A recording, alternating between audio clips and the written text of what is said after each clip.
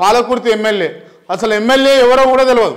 పాలకుర్తిలో ఉన్నటువంటి ఎమ్మెల్యే గారు ఉన్నారు కదా, ఎమ్మెల్యే అత్తనా కోడలా ఎవరికి తెలియదు. అత్త అనుకోవాలన్నా కోడలను, లేకపోతే కోడలను అనుకోవాలన్నా ఎమ్మెల్యే అని. కోడలు కూర్చోవలసిన కాడ అత్త కూర్చుంటుంది, అత్త కూర్చోవలసిన కాడ కోడలు కూర్చుంటుంది. గిది ఉన్నది వాళ్ళ కాడ. దానికి ఆమెకు ఏదో కాలు ఇరిగిపోతేనో చేరిపోతేనో మీరు ముఖ్యమంత్రి హోదాలో ఉన్నారు, మీరు ఫోన్లు చేసి పరామర్శించవచ్చు. మీరు ఇంటికి పోతారు అయ్యమని, ఉన్నది నాకు గుర్రం అని చెప్పేసి టక్టక్ టక్టక్ అనుకుంటూ పోకుండా తప్పు కదండి. ప్రజాధనాన్ని వృధా చేయొద్దు, ప్రజాధనాన్ని వృధా చేయొద్దు. మీరు ఆడికి ఈడికి పోయి రావడం వల్ల ఎంత ఖర్చు అవుతుందండి రోజుకు? ఆ భారం అంతా ఓడి మీద ఎవరి నెత్తిలో పడుతుంది? తెలంగాణ ప్రజల నెత్తిలే కాదు. తెలంగాణ ప్రజలు అప్పుల కుప్ప అప్పుల కుప్ప అప్పుల కుప్ప అని చెప్తారు కదా, మరి అప్పులు ఇంకా పెరిగాయా మీరు అనుమానం తిరిగితే? రైట్. ఈ అప్పుల కుప్ప అంటే ఒక అంశం గుర్తొచ్చింది. ప్రజలకు అవగాహన కావాలి కాబట్టి, అంటే నేను ఎవరిని సమర్థిస్తలేను, బట్ వాస్తవాలు తెలవాలి కాబట్టి చెప్తా ఉన్నాను.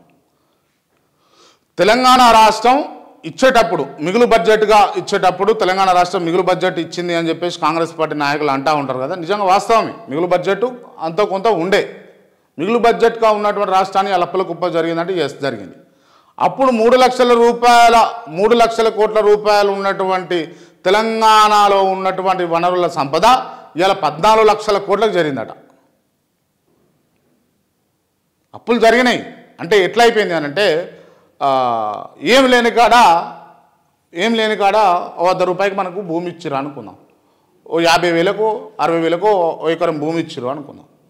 ఎకరం భూమి పెట్టి భూమి కాగితాలు పెట్టి అప్పు తెచ్చిండు బ్యాంకులో. ఈ కాగితాలు అసలు మిత్తి అంతా కలిపి ఏమైంది?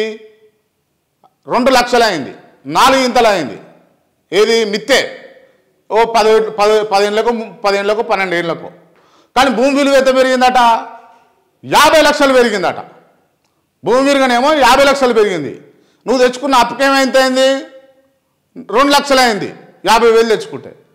ఇప్పుడు ఇదే తెలంగాణ పరిస్థితిలో, తెలంగాణలో మిగులు బడ్జెట్గా ఉన్న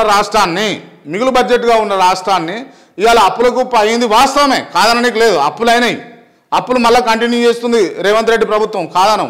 కానీ 3 లక్షల కోట్ల రూపాయలు ఉన్నటువంటి 3,000 కోట్ల రూపాయలు 3,000 లక్ష కోట్ల రూపాయలు ఉన్నటువంటి మిగులు బడ్జెట్, 3,000 లక్ష కోట్ల విలువైనటువంటి తెలంగాణ సంపద అంతా కూడా ఇవాళ తెలంగాణ వాణిజ్య సంపద అంతా కూడా ఇవాళ 14 లక్షల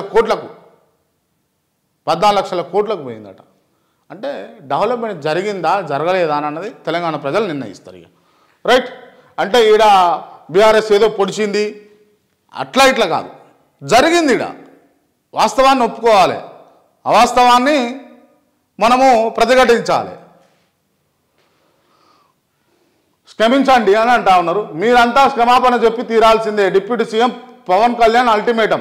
తిరుపతి 10వ తారీఖు జనవరి. క్రాంతి న్యూస్. తిరుపతి తొక్కిసలాట ఘటనపై డిప్యూటీ సీఎం పవన్ కళ్యాణ్ కీలక వ్యాఖ్యలు చేశారు.